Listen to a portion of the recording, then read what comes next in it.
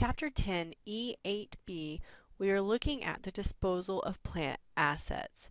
We have a piece of equipment that costs $32,400, on which $18,000 of accumulated depreciation had been recorded, was disposed of on January 2nd, which is the first day of business for the current year. For each of the following assumptions, we need to compute the gain or loss on the disposal. So the first thing we want to take a look at is we need to calculate the carrying value.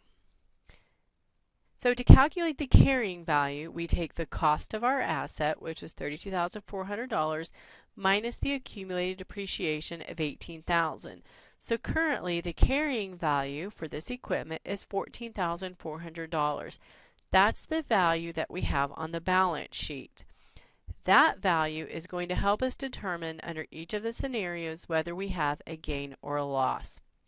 In the first scenario, we're looking at the equipment was discarded as having no value. That means we did not receive any cash. So to calculate a gain or a loss, we take the amount of cash received for the asset minus the carrying value.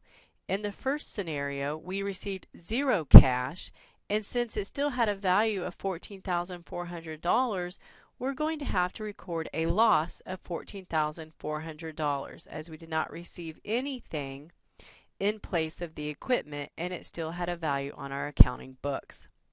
Now under scenario 2, we sold for $6,000 in cash. So we recouped some of our investment in the equipment by receiving the $6,000 in cash.